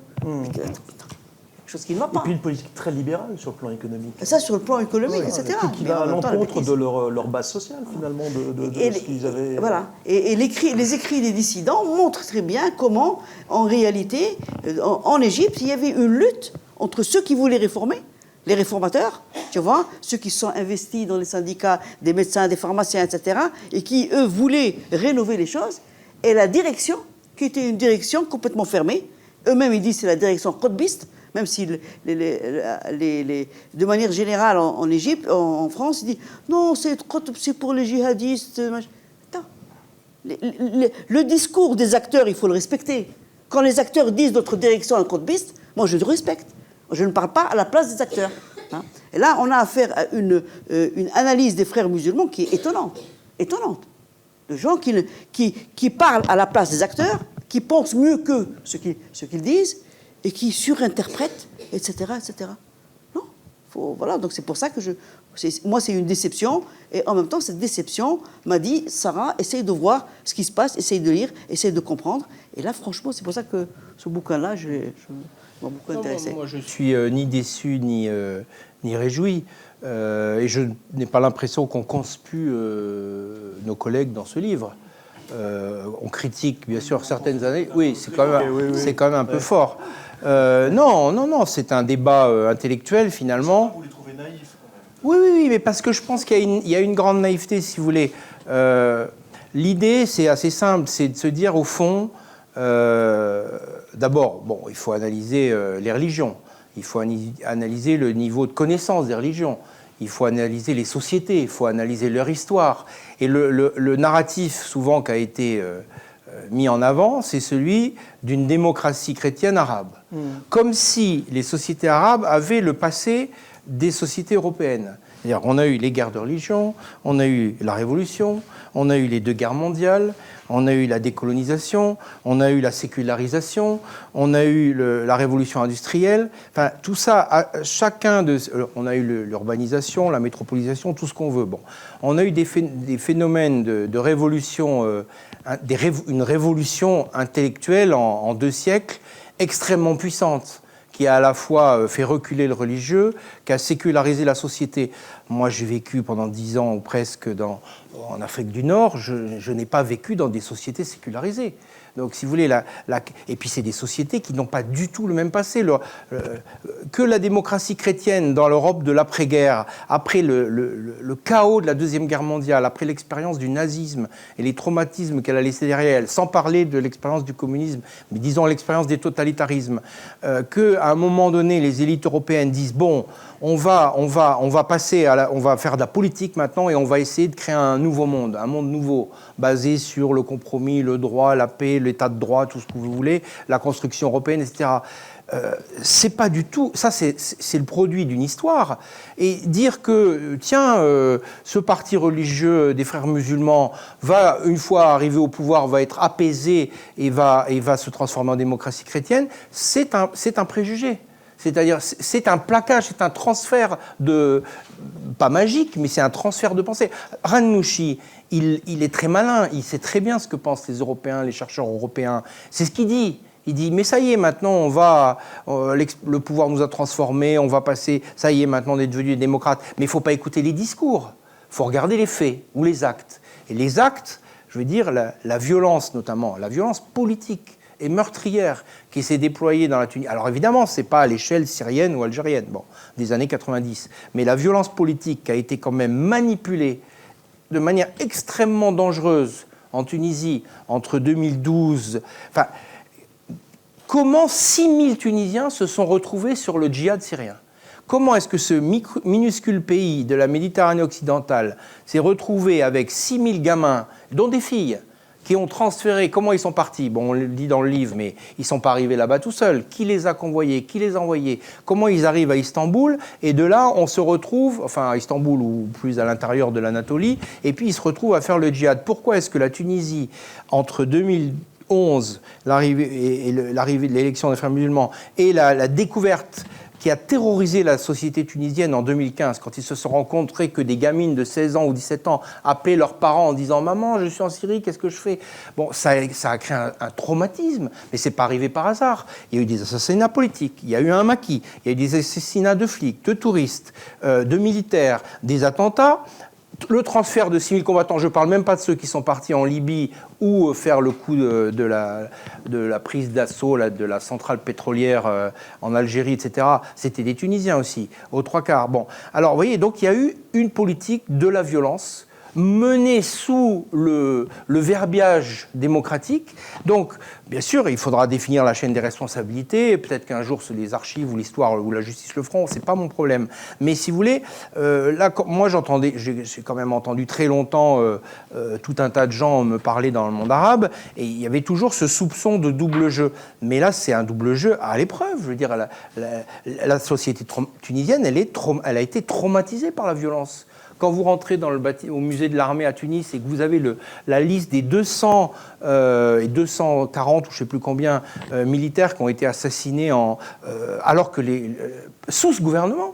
Vous voyez, donc moi, je ne suis pas un justicier, je m'en fiche. Enfin, je m'en fiche pas du tout, mais je suis très sensible à ces questions. Mais donc, vous vous dites, il y a un problème, il y a un gros problème. Et penser que ce sont des démocrates chrétiens, on les connaît. Enfin, c'est pas Le Canuet qui a pris le pouvoir, vous voyez. C'est ça que je veux dire. Ça se saurait. Ben oui, c'est ça les démocrates chrétiens. Ben c'est pas tout à fait ça. C'est plus compliqué. Et du coup, vous ouvrez aussi une question, mais on ne va pas y répondre maintenant, parce que ça sera votre prochain livre peut-être, c'est de savoir dans quelle mesure l'échec politique des frères musulmans ne va pas contribuer à séculariser les sociétés tunisiennes et égyptiennes. Parce que j'ai des collègues qui travaillent justement sur les musulmans honoraires, ceux qu'on ne voit pas, ceux qui se disent musulmans mais qui ne pratiquent pas du tout. Et apparemment, ça gagne du terrain quand même, de ce qu'ils me racontent. Ils travaillent sur la Tunisie, c'est à contre-coup, certainement. Et il y a peut-être quelque chose, mais ça sera un prochain livre. Ça, non, puis il faut laisser les autres travailler aussi. Voilà. Bon, écoutez, est-ce que vous avez peut-être aussi des questions, y compris en ligne? Mais alors, ceux en ligne, je ne vois pas trop. Oui, monsieur? Il s'attendait à gagner les élections. Ah oui, est-ce qu'il faut le micro pour que ceux qui sont en ligne? Oui, merci pour cette intervention. Est-ce qu'ils s'attendaient à gagner les élections? Ce qui pourrait éventuellement expliquer leur impréparation à gouverner, parce que c'est un peu ce qui ressort quand même. Ils ont été surpris par les soulèvements. C'est ça le plus important. Et puis après, les élections sont arrivées une année après, ils en ont profité et tout. Mais ils ont été surpris par les soulèvements de 2011. Et moi, j'avais notamment travaillé sur les mouvements sociaux qui ont précédé 2011. Et on avait fait une table ronde en Égypte là-dessus. Et les mouvements sociaux étaient quasi quotidiens. Ils concernaient toutes les catégories de la population, sur tous les thèmes, etc., etc. Et dans aucun de ces mouvements sociaux, les frères musulmans étaient là. Ils étaient contre ça. Ce n'est pas leur manière de voir la réforme sociale. Tout d'un coup, arrive le soulèvement, Moubarak tombe, ils profitent de la situation, tout simplement. Donc, ça n'en est pas. Mais je crois qu'il ne faut pas faire le rapport, il ne faut pas établir un rapport entre la surprise des printemps arabes et d'avoir été élu et l'absence de programme. Bon, d'abord, dans la région, je connais bien certains pays où les programmes politiques, je dirais, il n'y en a pas. Bon, c'est assez courant. L'objectif, c'est de prendre le pouvoir, ce n'est pas d'avoir un programme. Bon. Mais en l'occurrence, ils n'ont pas un programme parce que les attentes qui sont les leurs, les attentes idéologiques, programmatiques, si on peut dire, qui sont les leurs, ne sont pas celles qui correspondent à ce que nous, on considère être un programme. Réformer l'école, réformer l'hôpital. Bon, l'hôpital tunisien est en ruine aujourd'hui. Hein. Tous les médecins tunisiens s'enfuient. Bon, ça aussi, on n'en a pas parlé. Bon, donc, il n'y a pas de programme culturel, il n'y a pas de programme éducatif, il n'y a pas de programme économique non plus. Ils n'ont pris aucune décision dans le domaine économique. Comme tu dis, ce sont des ultralibéraux. C'est-à-dire les ultralibéraux, mais vraiment au sens pur. C'est-à-dire, ils ont encouragé notamment dans le sud l'économie de contrebande avec l'Algérie et surtout avec la Libye. C'est l'autoroute, il suffit d'aller dans le sud tunisien et de regarder ce qui se passe au bord des routes, les camions, les voitures, les Mercedes libyennes, les minibus, tout est étalé le long des routes. Donc on est dans une économie anarchique. Plus de la moitié du PIB tunisien est en dehors de l'économie légale. Hein, c'est de l'économie informelle, je ne sais pas comment l'appeler, grise, tout ce qu'on veut. Donc voilà, donc ils n'ont pas de programme. Donc même s'ils avaient eu le temps en 10 ans, ils ont eu le temps de faire un programme. Enfin, ils auraient pu se dire, bon, on va au moins réformer un secteur. Mais il n'y a pas de réforme. Ça ne correspond pas. Leur politique, c'est réformer la société, réformer l'individu, avoir une politique internationale, notamment économique à travers cette économie informelle, négocier des pactes ou des alliances avec les Turcs, avec les monarchies du Golfe, si elles veulent bien, avec telle ou telle entreprise. Mais voilà, ce n'est pas un programme de réforme de l'État. Au contraire, l'affaiblissement de l'État, il n'y a pas besoin de programme. Hein, ça se fait très bien tout seul. Et c'est ce qui s'est passé. Et c'est bien contre ça que les Tunisiens ont été soulevés d'indignation. Il y a une privatisation de l'État. Bien sûr. On retrouve des éléments bien sûr. de la période Bachir. Parce qu'au fond, quand on y pense, un État-nation, c'est un État régulateur. C'est un État qui veut qu'il y ait un impôt, qu'il y ait des taxes, au fond, il faut de l'ordre, il faut des tribunaux, il faut rendre la justice économique, il faut maintenir un ordre. C'est pour avoir des impôts, pour payer des fonctionnaires, etc. Mais là, si le but, c'est d'affaisser l'État, laissons les choses rouler, elles roulent très bien toutes seules. Pour en revenir à la réaction des frères musulmans au début, il me semble me souvenir qu'en Égypte, au départ, si les frères musulmans n'étaient pas du tout favorables au soulèvement, les jeunes dans les frères musulmans, eux, ils étaient partie prenante. Les jeunes frères musulmans, alors qu'ils ont reçu des directives le 25 janvier de ne pas aller à la place Tahrir et de ne pas participer aux manifestations, les jeunes, sans informer leur direction, ils sont partis. Et ils ont été très importants à la place Tahrir. Et notamment, ce sont les jeunes frères musulmans qui ont défendu la place Tahrir au moment de la bataille du Chameau le 2 février. Et pourquoi ils ont été très efficaces ? Parce que, justement, on a affaire à des jeunes qui ont été socialisés dans l'organisation des frères. Ils participaient à ce qu'on appelle les camps djihadistes. Hein, et puis hormis apprendre le Coran, aller, machin, etc., il y a aussi les camps de vacances dans lesquels on se retrouve et dans lesquels, évidemment, on apprend le Coran, hein, mais en même temps, on fait des activités sportives, des luttes, etc. Et donc, ils étaient prêts, eux, à défendre la place. Ce n'était pas le cas des autres jeunes. Des étudiants éduqués. Bonjour, Moustapha Naji, je suis doctorant. Je fais une thèse sur la socialisation des frères musulmans yéménites. Encore un terrain à voir. Il y a beaucoup de choses pour moi à m'inspirer de vos travaux. J'ai 2 questions. En fait, votre livre sur 2 terrains avec des similarités, mais au moins les frères musulmans égyptiens, ils ont un héritage électoral parce qu'ils étaient là, et ils étaient dans le Parlement, ils gagnaient une part importante par rapport à l'expérience tunisienne. Pourquoi cet héritage n'a pas joué un rôle à mettre en place une stratégie électorale intéressante pour fédérer et rester aussi longtemps possible au pouvoir? Le deuxième, est-ce que, puisque vous avez évoqué la socialisation, est-ce qu'une fois ils sont au pouvoir, les 2 acteurs islamistes n'ont pas mis en place d'autres modalités de socialisation parce que ça change de leur position par rapport au pouvoir? Moi, je suis contente que vous travaillez sur le Yémen. Je suis allé au Yémen, j'ai travaillé à un moment donné sur le Yémen, mais je n'ai pas travaillé sur les islamistes au Yémen. Alors, par rapport à l'héritage donc des Électoral égyptien. Égyptien. Et alors, la question c'était... C'était comment ils n'ont pas mis à profit, justement. Il y avait un héritage plus ancien que du côté tunisien. Tout où à là, fait. Ils sont émergés Voilà. un Alors, peu ex nihilo. c'est ce que je dis au début, c'est qu'en réalité, leur organisation puissante et sectaire, elle, par définition, elle rejette les gens les plus compétents. Ils ont des gens compétents, qui ont tenu les syndicats, etc. Mais ce n'est pas eux qui décidaient. Et la direction courtbiste des frères a favorisé les gens les plus soumis et donc les moins formés sur le plan éducatif, etc., parce qu'elle voulait ce type de choses. Et donc, quand est arrivée la révolution et que bon, il y avait les élections qui devaient venir, etc., eux ont fait un parti politique. Ils ont dit, faites un parti politique. Alors, pour faire un parti politique, il faut sélectionner les gens qui sont de la Gamera pour participer là-bas, pour y aller. Là également, ils n'ont pas choisi les gens éduqués qu'ils avaient. Ils ont pris les cadres locaux qui étaient des pauvres prédicateurs, qui faisaient de la bienfaisance, etc. Et c'était ça, alors, les membres du Parti Liberté et Justice. Et c'est comme ça que les sections locales du Parti Liberté et Justice étaient rattachées à la Gamera.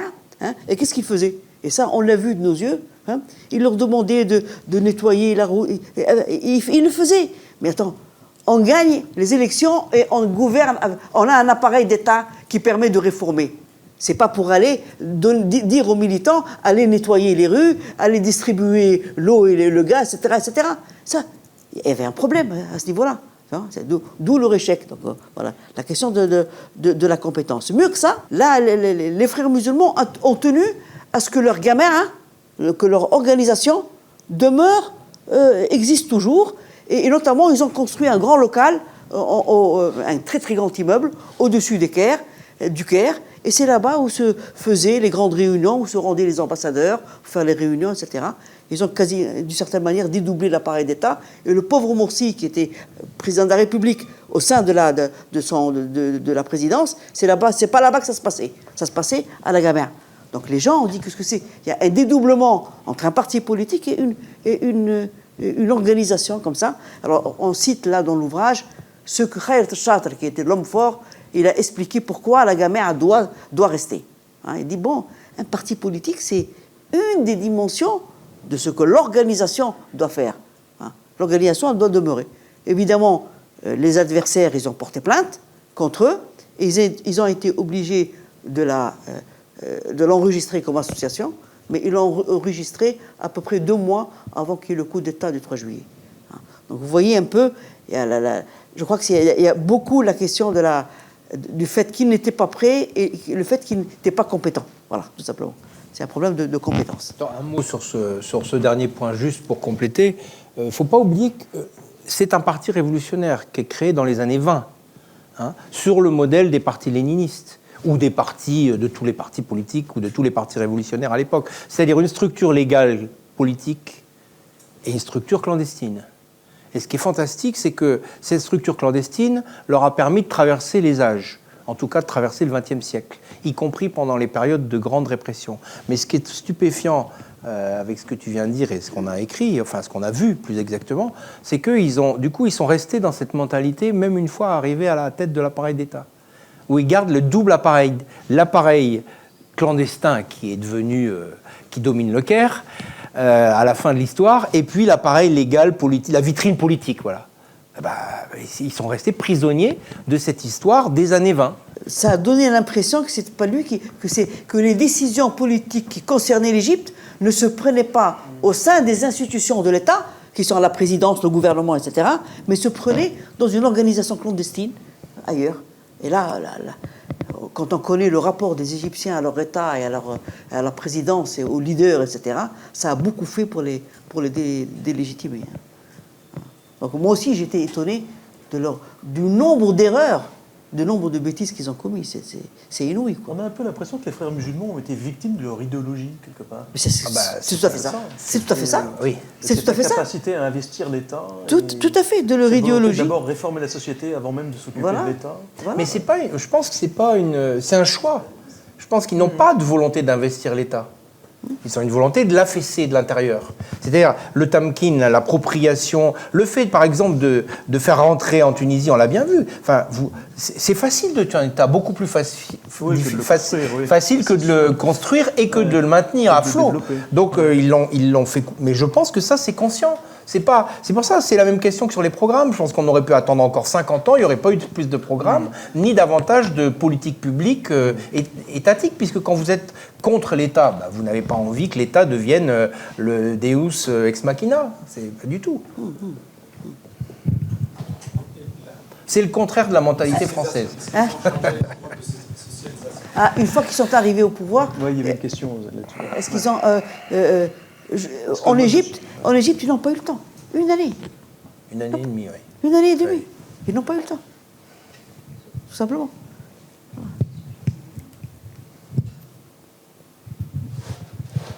Bonsoir et merci pour tous ces éclairages. Juste une question, là, quand vous comparez ces deux pays, et que vous dites, et à juste titre évidemment, qu'ils cherchaient à investir l'État, mais dans quelle mesure est-ce que ça s'est vraiment fait en Égypte ? Parce qu'en Égypte, comme tu viens de le rappeler, ça a duré très peu de temps. Et j'ai eu le sentiment, j'étais en Égypte à ce moment-là, et j'ai toujours eu le sentiment que l'armée était là et qu'elle empêchait justement un investissement de l'État. On pourrait ajouter de l'État profond, et que l'armée a toujours contrôlé les événements de ces quelques 20 mois entre les élections et le coup d'État. Et de ce point de vue-là, ils n'ont pas eu le temps, si toutefois ils le souhaitaient, c'est certain, d'investir l'État, car l'État résistait, et au moment où ça devenait un peu difficile, il y a eu ce coup d'État. Autrement dit, on est dans des logiques de prise de pouvoir assez différentes, et si j'allais un peu loin dans ma question de manière un peu provocatrice, est-ce qu'ils ont vraiment pris le pouvoir de l'État? C'est ça ma question pour l'Égypte, bientôt. Voilà. Moi, je pense que tu as raison, parce que en réalité, ils n'ont pas eu le temps de prendre le pouvoir, et surtout, la domination de l'armée qui est restée du début jusqu'à la fin, ils ont été là-dedans. C'est eux qui ont choisi de s'allier avec la direction de l'armée contre les autres acteurs politiques. Quand Morsi a gagné les élections, il a fait un accord, ce qu'on appelle l'accord de Fermont. Il s'est associé à toutes les organisations, les jeunesses révolutionnaires, certains partis de gauche, partis révolutionnaires, des personnalités comme Alal Aswani, etc. Ils ont fait l'accord de Fermont et leur a promis, voilà, si je suis devenu un président de la République, je vais faire un gouvernement de transition et dans lequel tout le monde sera représenté. Mais pas du tout. Il n'a pas du tout respecté ça. Et pour eux, ils ont compris, ce qui compte, on s'allie avec l'armée, contre ces gens-là. Ils se sont alliés avec l'armée, l'armée s'est retournée contre eux. C'est eux qui ont choisi ça. Depuis le début. Et même, avant même que Moubarak le démissionne, ils ont envoyé des contacts à la direction de l'armée pour leur dire on est prêt à négocier. Avant même que Moubarak démissionne. Voilà. Ils n'avaient pas infiltré l'armée. Ils n'ont pas pu. Parce que là, c'est Tofir Akemandos qui parle de ça. L'armée, ils sont d'une attention sur cette histoire-là inouïe, quoi. Ils surveillent beaucoup tout ce qui est officier. S'ils prient trop, etc., dans les mosquées, ils vont le surveiller. Tout un... Voilà, quoi. Alors en Tunisie, en revanche, ils ont effectivement ils n'ont jamais eu tous les pouvoirs d'État, mais ils ont eu des marges de manœuvre très conséquentes. Pas sur l'armée, sur le ministère de l'Intérieur, oui. Parce qu'ils ont fait rentrer quand même Ali Larayed est passé de la prison à la direction du ministère de l'Intérieur. il a rentré ses hommes. Mais c'est vrai que mais en revanche, l'armée tunisienne, elle a été à l'extérieur. Hein, elle a été une sorte d'observatrice. C'est une des rares sociétés de la région où l'armée a un rôle mineur. Alors je pense que maintenant, vu la dégradation des conditions sécuritaires, ils ont finalement, sans le vouloir, donné un rôle supérieur à l'armée qu'elle n'avait jamais eu en Tunisie, aujourd'hui, et depuis quelques années.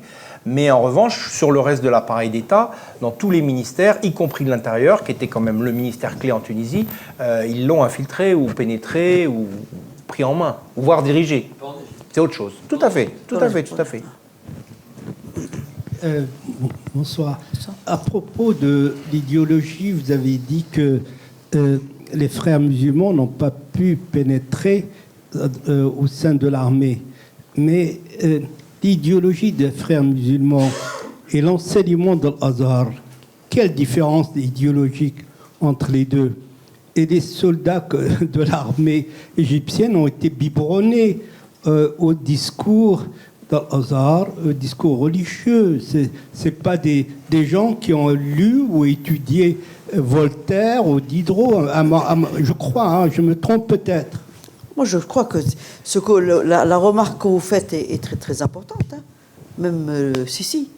À un moment donné, il paraît que les Américains pensaient qu'il était frère musulman à cause de sa Zébiba ici, etc. Hein. Je crois que ça, c'est très important ce que vous dites. Pourquoi? Parce que on ne peut pas analyser les frères musulmans tout seuls.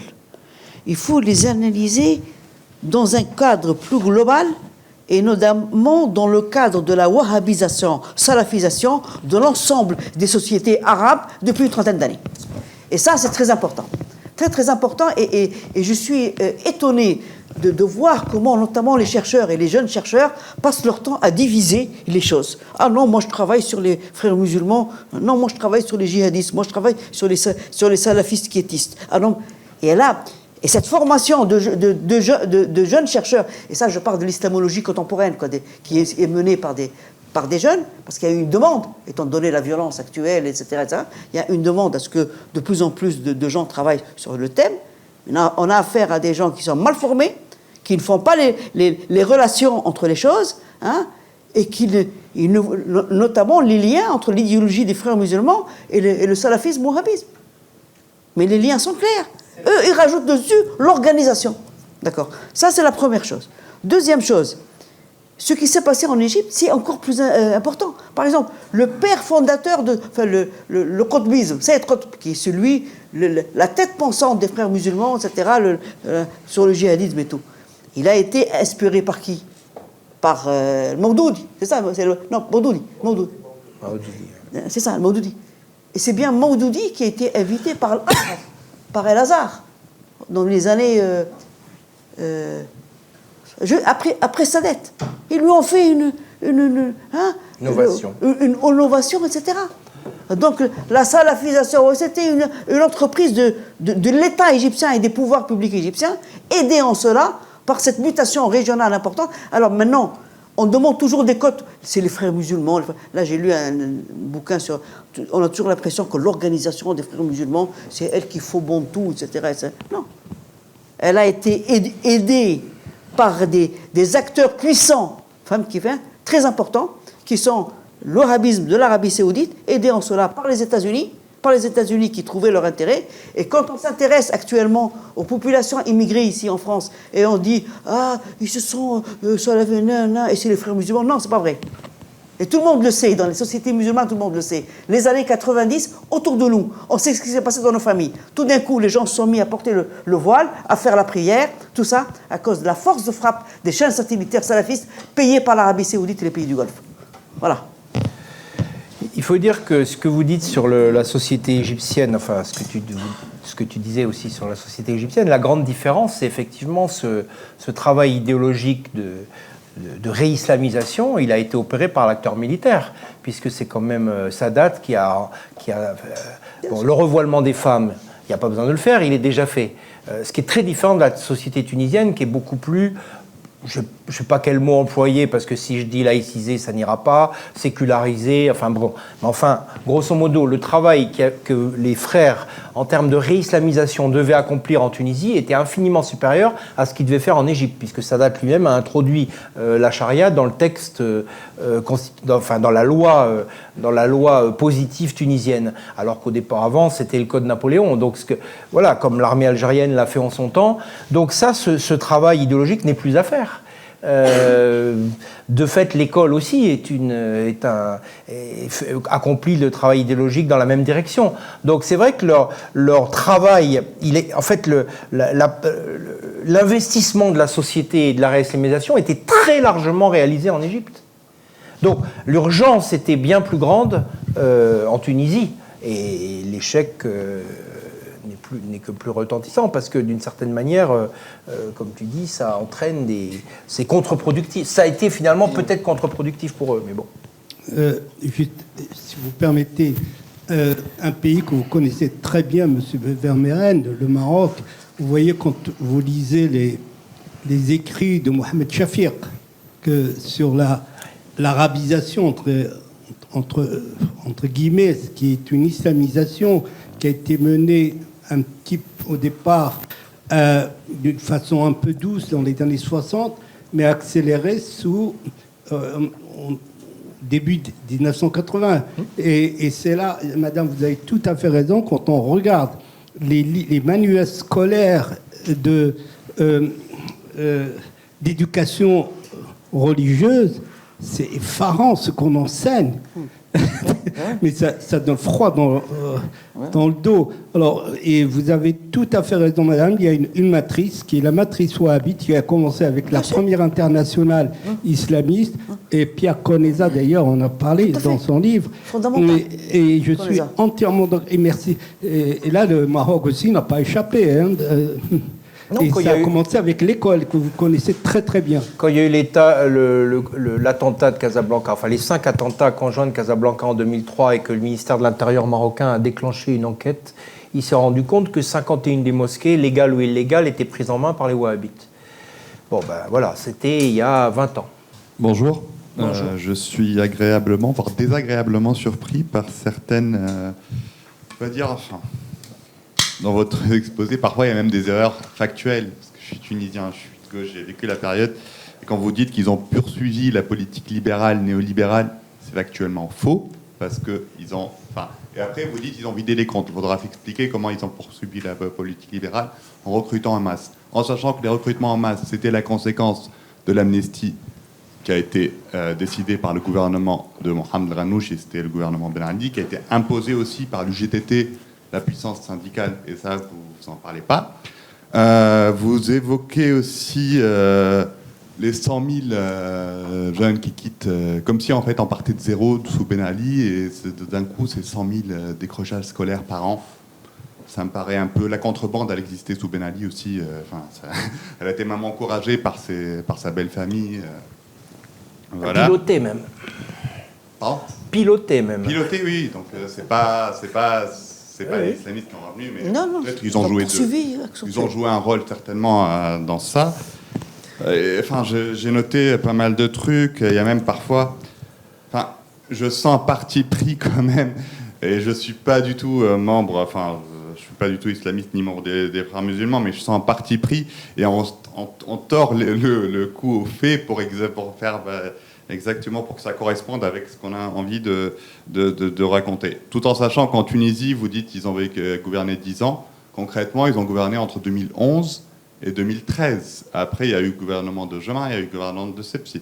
Donc tous les autres, leurs partenaires, Sepsi qui avait les 3 présidences et une majorité dans le Parlement, et une majorité également, enfin relative, et une majorité dans le gouvernement, vous ne l'évoquez pas du tout. Et dernière chose, vous évoquez... Alors...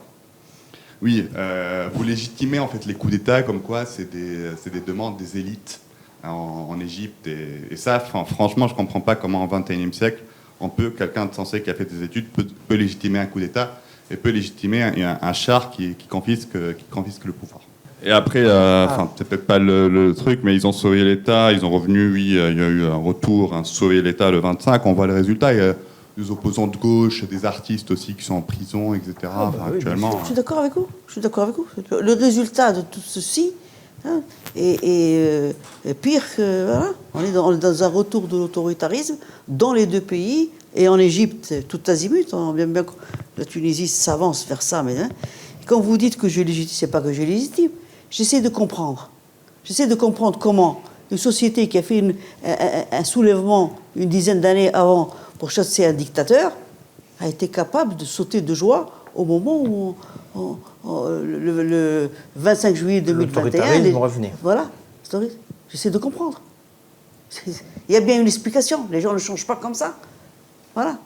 Et ce qui est pire dans cette affaire-là, c'est que leur échec au pouvoir, qu'on essaie d'expliquer là, il a conduit à la délégitimation du tout le processus politique positif post-2011. Toute la classe politique qui était née post-2011, elle a été délégitimée. Les partis politiques, regardez les élections, plus personne ne s'intéresse à la politique. Il fait ce qu'il veut, le Kais Saïd, et les gens s'en foutent complètement. L'essentiel, c'est qu'on les a débarrassés. Voilà, tout simplement. Moi, je suis déçu autant que vous, mais j'essaie de comprendre. Les gens, les sociétés ne fonctionnent pas comme ça par hasard. Vous comprenez ? Et vous pouvez même dire qu'en Égypte, la situation politique et sécuritaire est bien pire aujourd'hui qu'elle ne l'était avant 2011. 2011. Voilà, donc, encore une fois, on s'intéresse à une séquence. On n'est pas aveugle à ce qui se passe ni avant ni après. S'il y a eu la révolution tunisienne, c'est justement parce que la gouvernance de Ben Ali s'était comportée d'une manière inqualifiable et que tous les gens qui s'intéressaient à la Tunisie le savaient depuis très longtemps, enfin qui s'y intéressaient, je dirais presque affectivement, parce qu'en fait tout le monde le savait, mais tout le monde en prenait son parti. Ce gouvernement a été délégitimé par son comportement et ses actions mafieuses. Bon, donc la société était légitimement en droit d'attendre mieux. Voilà, elle attendait mieux. Elle attendait mieux pour l'école, elle attendait mieux pour l'hôpital, elle attendait mieux pour l'emploi, elle attendait mieux pour la justice. Elle n'a rien eu. Elle a eu la liberté d'expression. Extraordinaire liberté d'expression. Et d'ailleurs, si aujourd'hui encore la Tunisie est probablement la société arabe là, où on parle le plus librement, c'est un grand héritage de cette période. Et encore une fois, cette période s'est terminée toujours avec la liberté d'expression, il faut le dire. Et maintenant, on régresse. On régresse maintenant depuis 3 ans. Mais ça, c'est incontestable. Enfin, on l'a vu. Mais c'est pas parce que c'est pire, ou c'est pas bien, ou c'est critiquable, ou c'est contestable avant et après qu'il faut être aveugle à ce qui s'est passé. Encore une fois, la population tunisienne, c'est pas seulement les élites, c'est avec un soutien populaire massif, notamment en Égypte. Quand vous avez, alors on peut contester, on peut dire qu'il n'y avait pas 13 millions de manifestants, il n'y en avait que 7 millions, mais quand vous avez des millions de gens qui descendent dans la rue, après avoir 1 an et demi après avoir élu Morsi, en demandant à l'armée pratiquement de faire le ménage, qu'ils le font très sauvagement, en chassant des dizaines de milliers de gens du pays, en tuant dans la rue, en abattant dans la rue des gens, et que la population assiste non seulement passivement, mais avec un certain sentiment de joie, vous vous dites qu'il y a eu une sacrée maldonne. C'est vrai qu'ils ont été... C'est ça, à ça qu'on essaye de répondre. Je ne dis pas qu'on répond parfaitement, mais c'est une tentative. Moi, je voudrais rappeler qu'en 2011, les Tunisiens ont été convoqués pour élire une assemblée constituante chargée d'écrire une nouvelle constitution en l'espace d'1 année. Il se trouve quand les élections ont eu lieu, ceux qui ont gagné les élections, à leur tête Nada, ont décidé que la fin des travaux de cette assemblée seront terminés quand l'écriture de la Constitution sera terminée, sans préciser de date. Et ils sont restés jusqu'à 2013. 2013, pourquoi maintenant on dit qu'ils ont gouverné que 3 ans, de 2011 à 2013 inclus. Donc ils ont, pendant cette période-là, de 2011 à 2013, Nada avait les coudées franches à tous les niveaux. Et pendant cette période-là, il a fallu qu'un coup d'État arrive en Égypte.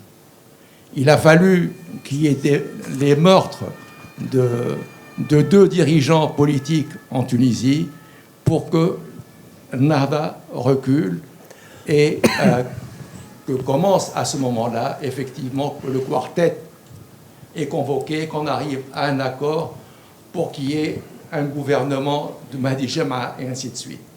Mais les 3 années qui sont passées, ça a été des années où Nahda a déjà placé ses hommes dans l'administration, dans les différentes administrations, et que le Temkin avait déjà commencé. Voilà, tout simplement, je voulais préciser ce point. Après, sur la question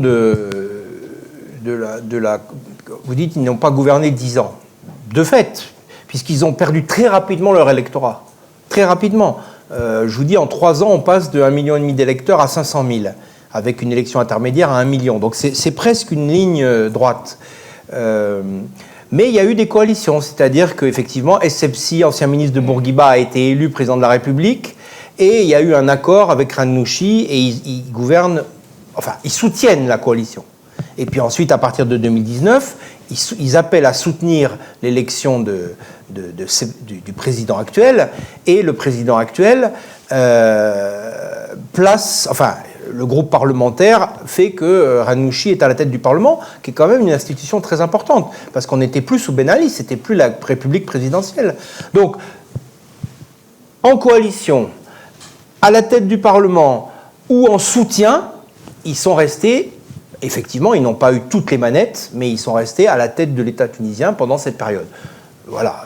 Après, les autres forces se sont elles aussi, je dirais, délégitimées, puisque au fond, comme tu dis si bien, le résultat de tout ça, c'est que plus personne ne veut entendre parler de politique, que tous les partis politiques sont délégitimés, ce qui permet d'ailleurs à l'actuel président de mettre leur leader en prison, et aux gens de s'en foutre totalement. Donc le résultat aussi, en termes de construction du projet démocratique et politique, est désastreux.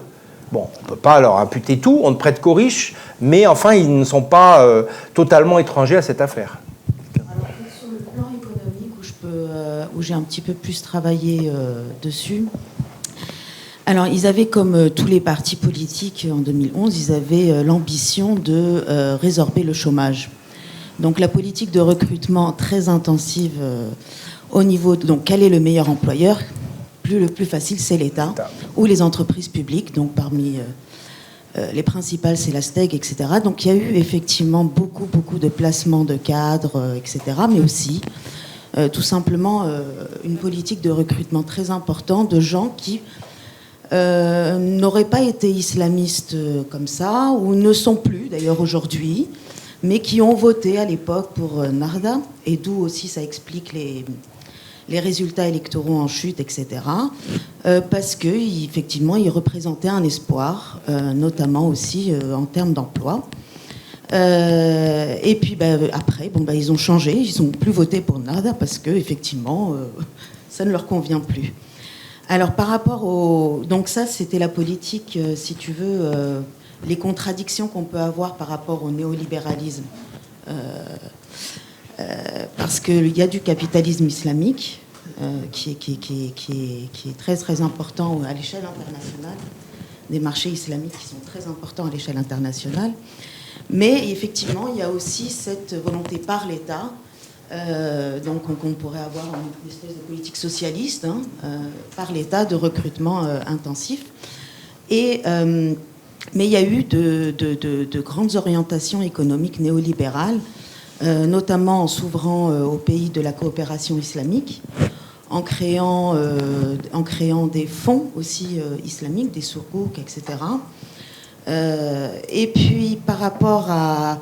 Alors ce qu'il y a d'intéressant, c'est qu'ils ont quand même cherché à faire des réformes sur le plan économique, ou en tout cas ils ont tenté à plusieurs reprises, ils ont présenté plusieurs projets de loi, donc pour le Waqf, la restauration du Waqf, la Zakat à deux reprises, et donc la finance islamique. Alors là je vous dis finance islamique, mais dans la finance islamique il y a eu plusieurs projets de loi.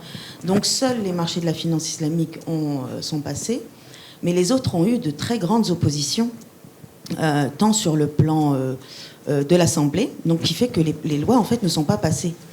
Et ça aussi en tout cas pour le cas tunisien, il a été très difficile. C'est pas pour du tout prendre leur défense ni quoi que ce soit, mais ça a été très très difficile. C'est-à-dire que même si ils avaient envie de réformer par la loi, parce que c'est ça aussi la conquête du pouvoir.